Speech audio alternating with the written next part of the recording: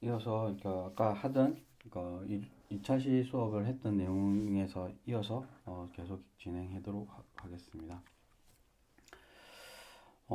네 번째, 클라이언트에게 보다 많은 서비스를 제공하기 위해서 자원을 집중하고 네트워크를 통해 타 기관과의 연계와 협력을 점진시키는 것들이 중요하다. 라는 부분들을 이야기하고 있습니다. 왜냐하면 예전에는 그러니까 이걸 대표적인 예를 들면 어떤 예를 많이 드냐면 예전에는 그러니까 사례 관리를 각각 기관이 진행하다 보니까 A라는 집에 그리고 B라는 집에 A라는 집에는 그러니까 어르신이 사시는 집에는 쌀만 이렇게 쌓여 있고 B라는 집에는 김치만 이렇게 쌓여 있는 일들이 벌어졌던 거죠. 그래서 기관과 협력을 하는 과정에서 우리가 A하고 B에 쌀을 나누어 주고 그리고 B라는 기관은 또 김치를 또 나누어서 주고 이렇게 하면서 그 클라이언트가 실질적으로 필요한 서비스를 제대로 집중받을 수 있는 일들을 하게 된다라는 부분이고요. 다섯 번째, 사회복지사가 효과적인 역할 수행을 위해서 양질의 서비스를 제공하기 위해서 도덕적으로 가치 있는 일을 하고 있다는 신념과 의지가 중요하다. 그래서 목표에 대한 신념이 중요하다게 할 필요가 있고 특히나 이제 기관과 이 사회복지사가 가지는 비전 뭐 이런 것들에 그러니까 100% 일치하기보다는 그것을 합의해 나가는 과정들이 중요해지는 것들이 있습니다.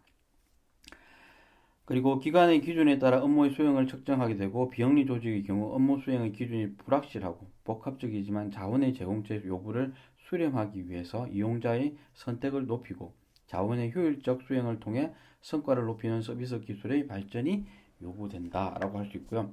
일곱 번째는 서비스 제공 업무는 이용자와의 상호작용이 필수적이기 때문에 관리 과정이 효과적이지 않으면 감정적인 문제가 발생하거나 소진이 발생할 수도 있다.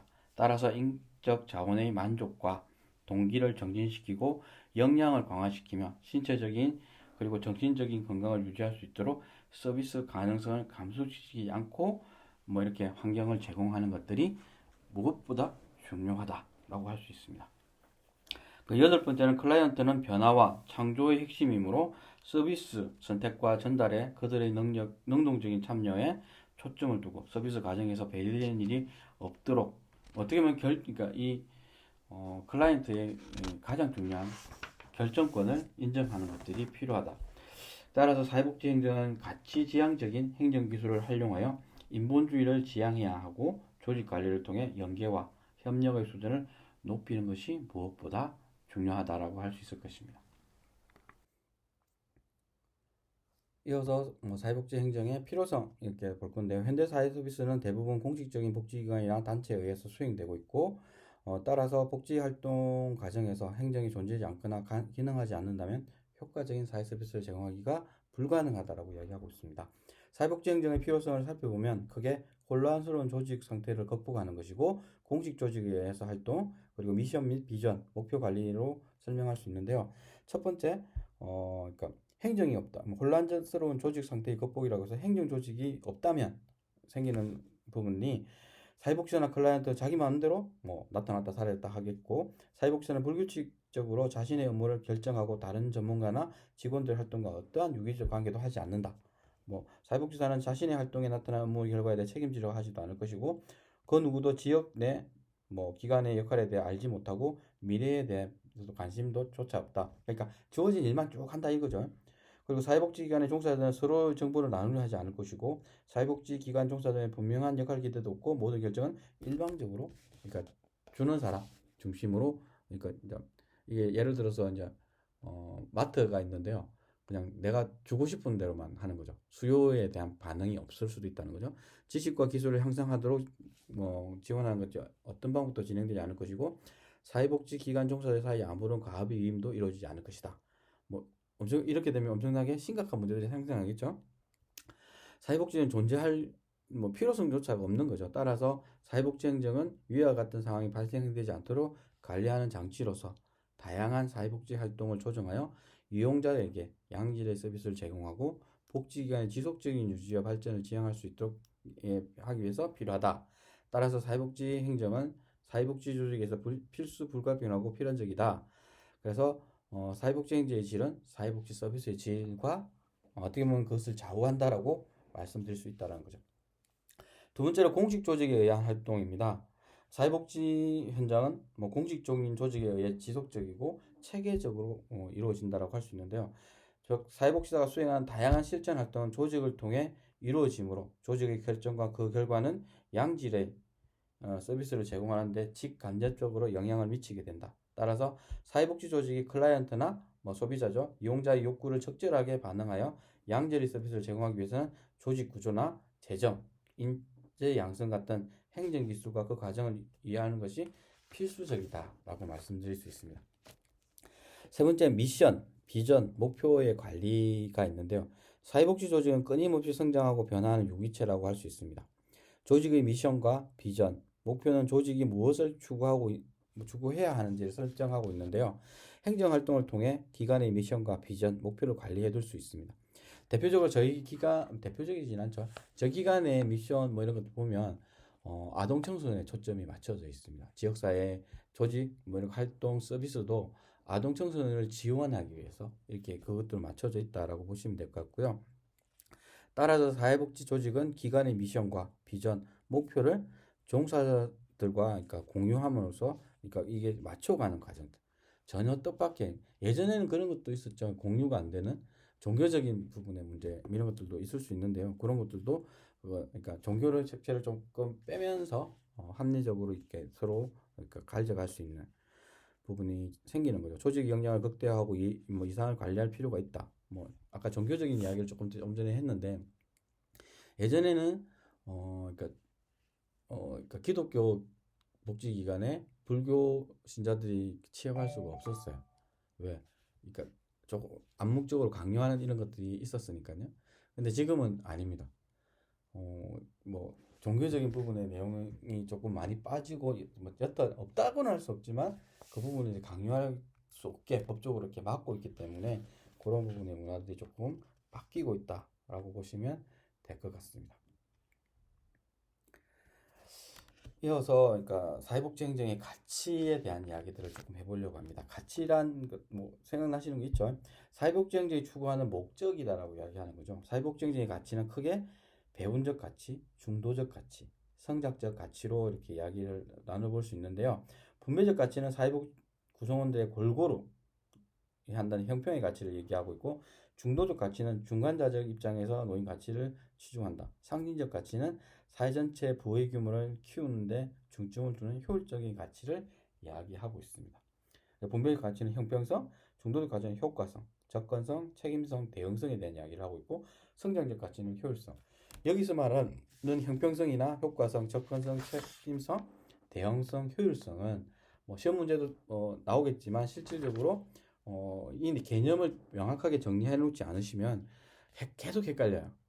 형평성과 평등성, 효율성과 효과성 이런 것들에 대한 이야기들을 한 번쯤은 정리해 둘 필요는 있을 겁니다. 그러니까 형평성은 같은 상황에 있는 사람의 유사한 수준의 대우를 제공하는 것이다. 가장 이런 거 있죠. 그러니까 아마 그런 그림을 보셨는지 모르겠는데요. 그러니까 그 울타리 밖에 있는 야구 경기를 하고 있다. 축구 경기를 하고 있는데 상자가 여러 개가 있는데 키 큰 사람과 키 작은 아이가 똑같은 한 개씩만 상자를 밟고 있다면 아이는 그 담 너머 세 개가 보이지 않는 거죠. 그랬을 때 실질적으로 큰 어르신에 있는 그러니까 성장한 어른이 있는 것들을 아이한테 준다면 전체가 같이 그러니까 어른은 안 가지고 있고 청소년 같은 경우에는 한 개, 어린아이 같은 두 개를 밟고 올라가서 실질적으로 그것을 전체가 같이 구경할 수 있게 한다라는 부분에 대한 부분을 형평성이라고 하고, 효과성은 사회복지 조직에서 클라이언트에게 제공된 서비스나 프로그램이 클라이언트의 문제와 욕구를 해결하는 데 적절하고 효과적인가를 판단하는 겁니다. 그러니까 감기약을 먹었을 때 A라는 병원에 가서 먹었던 감기약하고 B라는 감기약을 먹었던 감기약이 차이가 난다는 거죠. 그럼 여러분은 어느 가는 거죠? 효과가 높은 병원을 찾게 되는 거죠. 근데 이게 실질적으로 내 몸을 문제로 만들 수 있다면 이것들은 적절한 대응책을 찾겠죠. 그리고 접근성은 클라이언트가 사회복지 서비스를 쉽게 이용할 수 있는 정도를 의미하는 가치이다. 기관의 지리적 위치, 교통수단, 서비스의 비용, 서비스에 대한 홍보 등을 고려하여 서비스에 대한 접근성을 높여 보다 많은 대상이 서비스를 활용할 수 있도록 함으로써 사회복지 행정의 형평성과 효과성을 제고할 수 있다. 근데 여러분들 주변에 있는 사회복지 시설들은 어떤가요? 이 접근성이 좋은가요? 특히 삼방동에 있는 걸 보면 노인복지관이 저 산에 있죠. 뭐 차량이 운행한다라고 하지만 실질적으로 도움을 필요로 하는 분들이 찾아가기는 쉽지 않은 곳에 있는 거죠. 뭐 그러니까 뭐 경제성 이런 것들도 따졌다라고 이야기하고 있지만 실질적으로 그것을 처음 그러니까 도심을 설계할 때 고민하지 않았다는 부분들이 있는 거죠. 학교는 제일 처음 고려 대상이 되는 거죠. 근데 지금은 이제 복지시설도 고려 대상에 우선순위에 가 있습니다. 근데 예전에는 그렇지 않았다는 거죠. 그리고 네 번째 책임성에 대한 이야기는 사회복지 행정이 조직의 목표 달성에 충실하게 임하고 있는지 집행 과정에서 법을 준수하였는지에 대한 가치를 말하고 있습니다. 사회복지 행정에서 책임성이 제고되면 합목적성과 합법성을 향상시킬 수 있으며 자격이 있는 수혜자가 복지 혜택을 받을 수 있도록 함으로써 복지 의존성의 문제나 복지 남용의 문제에 대한 어느 정도 해결점을 찾을 수 있다라는 이야기도 하고 있고요. 대응성은 클라이언트의 요구에 부합하는 행정을 수행하였는지에 대해 가치를 이야기하는 것으로 대응성을 제고하기 위해서는 서비스에 대한 접근성이 보장돼야 되는 거죠.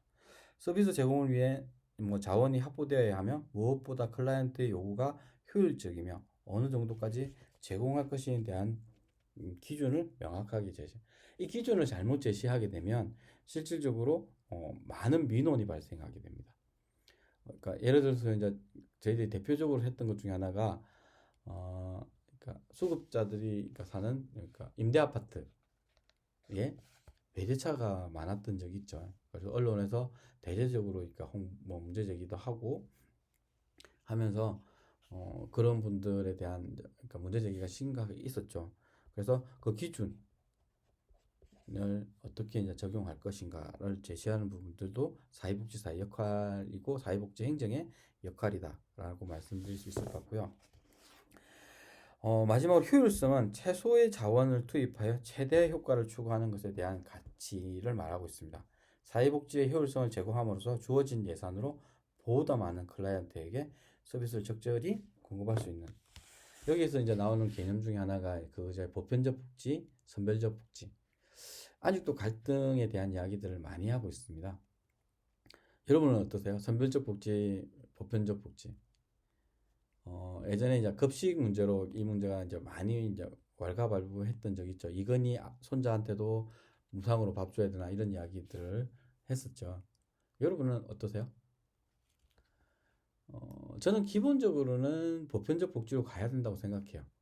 왜냐하면 이 보편적 복지를 위해서 내는 세금의 대부분이 고소득자한테서 나오는 거잖아요. 근데 나는 세금 내고 혜택 못 받아 라고 한다 했을 때 탈세에 대한 고민들도 많아질 수밖에 없는 거죠. 여러분은 어떠세요? 나는 세금 열심히 내고 있는데 특히 이제 그러죠. 월급을 받으시는 월급 종사자들 같은 경우에는 직장인들이죠.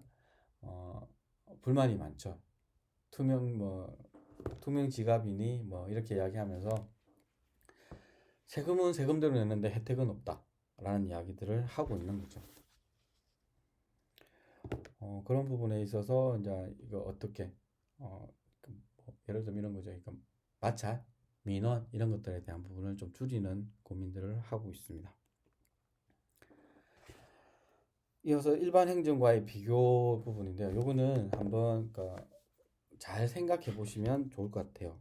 고유한 특성으로 인해 일반 행정과 차별이 된다라고 이야기하고 있고 공통점하고 차이점을 이야기하는데요. 대표적으로 공통점 보면 행정은 1차적인 문제 해결의 과정으로 주로 문제를 확인하고 문제가 지닌 다양한 측면의 연구, 문제 해결을 가능하게 할 계획의 개발, 계획의 집행, 후속의 효과성 평가 등을 포함하고 있다라고 이야기하는 거고요. 두 번째 행정은 상호 연관되고 상호작용하는 부분의 체계나 집합체이다. 세 번째 행정은 대안 선택에서 가치의 판단 요소를 포함하고 있다. 네 번째, 행정은 개인이나 집단이 보다 효과적으로 기능할 수 있도록 해주는 역량 부여 과정으로 간주하고 있고, 행정은 상당한 부분 미래와 연관, 그러니까 과거의 이야기를 하기보다는 미래에 대한 이야기들을 하고 있다는 거죠. 행정에서 지식과 기술의 사용은 일상화된 관례적인 절차이기보다는 창조적인 측면을 지니고 있다. 행정은 재화와 서비스의 생산 및 최대의 효율성을 촉진하기 위하여 프로그램, 서비스 직원을 구조하는 일과 관련되어 있다. 행정은 어느 정도 공공의지를 집행하는 일과 관련되어 있다. 행정은 관리 운영을 객관화하여 공정성을 기하는 것과 인적 자원을 활용하는 것 사이에 적절한 균형을 유지하는 것을 포함하고 있다. 행정은 개별 직원들을 지위와 인정에 대해 대우해 주는 일과 그들의 조직의 목표, 가치, 방법 등을 긍정적인 방향으로 인식하도록 하는 것이 그때 관련돼 있다. 마지막으로 의사소통, 직원 간 집단 관계, 그리고 기관 행정에 대한 참여 등이 전문적인 관심의 주된 영역이다라고 하는 것들이 일반 행정과 있을 때 공통점이다라고 말씀드릴 수 있을 것 같아요. 이어서 이제 일반 행정과의 차이점입니다. 사회복지 행정은 일반 행정 많은 특성을 공유하고 있지만 그러나 분명한 차이점도 있다. 차이점 보면 사회복지 행정은 사회복지 기관들이 지역사회 내 인지된 욕구를 충족할 수 있도록 돕기 위해 존재한다. 사회복지 행정을 통해 사회복지 조직에서 제공하는 서비스는 크게 세 가지 범주로 분류된다. 손상된 사회적 기능의 회복, 사회와 개인의 보다 효과적인 사회적 기능을 위한 자원의 제공, 사회적 역기능을 예방하는 것, 이렇게 세 가지가 있다라고 이야기하고 있고요.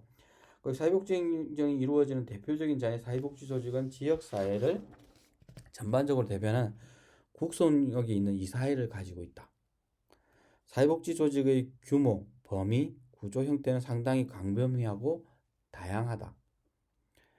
사회복지 행정가는 사회복지 조직의 내부 운영을 지역사회와 연결시킬 책임을 가지고 있다.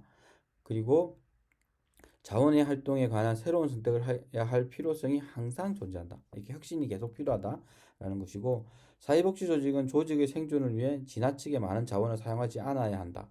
그러니까 재정에 대한 한계가 있기 때문에 항상 최적의 기능을 생산, 유지, 보호하는 일차리 책임은 사회복지 행정가의 몫이다. 그래서 계속 계획하고 수정하고 평가하고 이런 과정들을 요구하게 되는 거죠. 사회복지 조직에 의해 수행되는 서비스는 전문 사회복지적 성격이 점차로 정대되고 있다. 그러니까 전문가로서의 역할들이 많아지고 있다. 그러니까 여러분들도 그런 것들을 하기 위해서 역량을 충분히 업그레이드 시킬 필요가 있다는 거죠. 그리고 모든 계층의 직원들이 행정 과정에 참여하고 어느 정도까지는 전체 조직의 사업에 대해 영향을 미친다라고 이야기하고 있습니다. 이게 이제 페이지 24페이지에 이렇게 요약해서 정리를 하고 있습니다. 공통점은 상호 작용 체계, 대안 선택의 가치 판단, 조력의 과정, 미래 지향성, 그리고 창의적인 활동, 조직화, 공공의식 문제 해결 과정이라고 이야기한다면, 차이점은 역할에서는 손상된 사회적 기능의 회복인데 일반 행정 공공 정책을 입안하기 위해서, 정책 결정은 사회복지 행정은 이사회에서, 일반 행정은 중앙정부나 지방정부에서, 조직 행정은 사회복지 행정 광범위한데 일반 행정은 법령에서, 공무원 수도 정해져 있죠. 그리고 책임성의 부분에서는 사회복지 행정 지역사회와 연계 책임이 있고 일반 행정 국민에 대한 책임이 있다. 그리고 자원 활용에 있어서는 사회복지 행정 끊임없이 활용하는데 일반 행정은 법이 없으면 집행할 수도 없는 거죠. 그리고 재정 운영에 있어서는 사회복지 행정은 적자 운영을 지향하고 일반 행정은 적자 운영도 가능하다. 세금으로 거둘 거니까요. 서비스의 성격은 사회복지 행정은 사업적 성격을 가지고 있는데 일반 행정은 관리적 성격이 강하다. 그리고 마지막으로 의사결정 참여에 있어서는 사회복지 행정은 모든 구성의 참여가 가능한데 일반 행정은 직급에 따라 참여가 제한된다 라고 말씀드릴 수 있을 것 같습니다.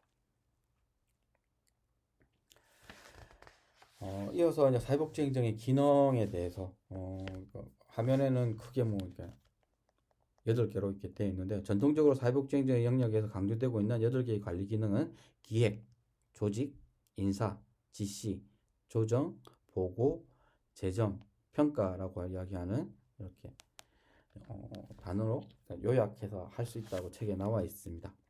구체적으로 한번 보면 기획이라는 부분에 있어 저는 이제 기획을 조금 고민을 많이 하는 사람 중에 한 명이기 때문에 기획이 그만큼 중요하다라고 생각하는 사람 중에 하나예요. 계획이라고 하는 부분인데 기획은 조직의 목표를 설정하고 목표 달성을 위해 수행해야 할 과업 및 과업을 수행하기 위한 방법을 기술하는 기능을 말한다. 계획서죠.